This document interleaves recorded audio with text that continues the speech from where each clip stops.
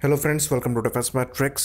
तो जब से ये न्यूज़ निकलकर सामने आई है कि इंडिया द्वारा 5 से 7 स्क्वाड्रन SU-57 प्लेटफॉर्म्स के लिए जा सकते हैं, तब से ये सवाल भी उठना चालू हो गए हैं कि हम उसी प्रोजेक्ट पर वापस क्यों जा रहे हैं जिसको हम पहले छोड़ चुके हैं। यहाँ पर हम बात कर रहे हैं सुखोई HAL FGFA प्रोग्राम के बारे में, जो कि आज से लगभग 18 साल पहले चालू किया गया था और इस प्रोग्राम से बाहर आए भी हमें काफ़ी समय हो गया है। तो क्या रीज़न थे कि हमने इनिशियली इस प्रोग्राम को छोड़ दिया था और क्या रीज़न है कि अब हम दोबारा इस प्रोग्राम की तरफ आगे बढ़ रहे हैं। तो इनिशियली FGFA जो है ये SU-57 से एक डिफरेंट प्लेटफॉर्म होने वाला था।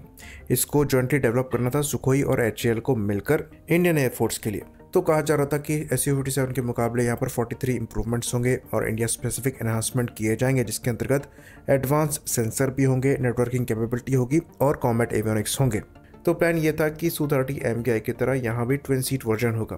तो बेसिकली जो मेन काम है इस प्लेटफॉर्म को लेकर वो 2010 में ही चालू हो गया था, जहाँ पर कैबिनेट अप्रूवल और HAL और रोजोबोरो एक्सपो ने एक MOU को साइन कर लिया था। तो प्लान ये था कि शुरुआत में जो SU-57 है वही इंडियन एयरफोर्स को मिल जाएगा और फिर जब FGFA डेवलप हो जाएगा तब इंडियन एयरफोर्स इनको रिसीव करना स्टार्ट करेगी। तो इनिशियली प्लान ये था कि 500 एयरक्राफ्ट बनाएंगे, जिसमें से 200 सिंगल सीट होंगे, 50 ट्विन सीट पाक-एफ होंगे। वहीं पर इंडियन एयरफोर्स को 166 सिंगल सीट एयरक्राफ्ट मिलेंगे और 48 ट्विन सीट FGFA मिलेंगे। तो सिंगल सीट रशिया में बनने थे और ट्विन सीट HAL द्वारा इंडिया में बनाए जाने थे। तो HAL करीबन 25% वर्क शेयर को लेने वाला था डिज़ाइन और डेवलपमेंट में, वहीं पर बाकी काम जो है ये रशिया के पास जाने वाला था। तो HAL को सॉफ्टवेयर पे काम करना था, मिशन कंप्यूटर पे काम करना था, नेविगेशन सिस्टम पर काम करना था और ये सारा इंपॉर्टेंट टास्क था। शुरुआत में ये सब कुछ बहुत एम्बिशियस लग रहा था, लेकिन समय के साथ साथ बदलाव आना चालू हो गए। तो पहले कहा गया कि इंडियन एयरफोर्स चाहती है कि यहाँ पर 40 से 45 इंप्रूवमेंट्स हों और इन चेंजेस को लेकर रशिया को मनवाया गया। फिर जैसे प्रोग्राम आगे बढ़ा, रिक्वायरमेंट को कम कर दिया गया और बजट बढ़ता चला गया। साथ में HAL का जो वर्क शेयर है वो भी कम हो गया, लेकिन फंडिंग हम आधी शेयर कर रहे थे। फिर उसके बाद यहाँ तक एग्री कर लिया गया कि फंडिंग हम आधी करेंगे और वर्क शेयर भी कम रखेंगे ताकि प्रोजेक्ट जल्दी एग्जीक्यूट हो पाए।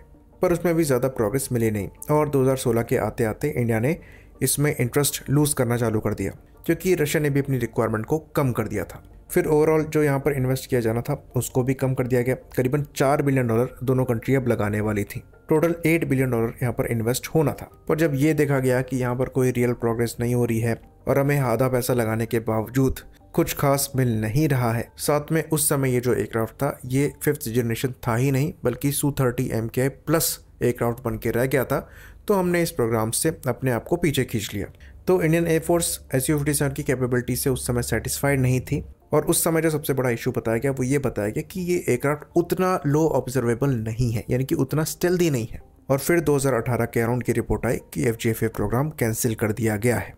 तो अब सवाल ये उठ रहा होगा कि उस समय अगर इश्यूज दिखाई दे रहे थे तो एकदम से ये एयरक्राफ्ट अब अच्छा कैसे हो गया है। तो यहाँ पर मल्टीपल रीजंस है। पहला रीज़न यहाँ पर ये है कि अब हम इस प्रोजेक्ट को वैसे नहीं देख रहे हैं जैसे हम पहले देख रहे थे। पहले हम इस प्रोजेक्ट में पार्टनर थे, अब हम यहाँ पर इसको एज अ बायर देख रहे हैं। तो स्टेक्स डिफरेंट हैं। इसमें हम R&D और वर्क शेयर नहीं ढूंढ रहे हैं। दूसरी चीज़, ये प्लेटफॉर्म अब पहले से डिफरेंट है, पहले से ज़्यादा फिनिश्ड है और पहले से ज़्यादा मैच्योर है। हाँ, स्टेल्थ पार्ट जो है इसका वो अभी भी F-35 या फिर F-22 रैप्टर जैसे प्लेटफॉर्म से कंपेयर नहीं होता है, बट हमें जिस पर्पज़ के लिए चाहिए वो मोर देन एनफ है। हमें पाकिस्तान को काउंटर करना है, हमें एंटी स्टेल्थ कैपेबिलिटी यहाँ पर मिल रही है जो कि हमारे यूज़ केस को जस्टिफाई करेगी, क्योंकि अब हम इसे as a main 5th generation fighter platform नहीं देख रहे हैं but as a stop gap देख रहे हैं, जो कि फ्यूचर में आमका के पैरेलल में काम करेगा। बाकी जो सबसे बड़ा रीज़न है वो ये है कि हमारे पास दूसरा ऑप्शन नहीं है।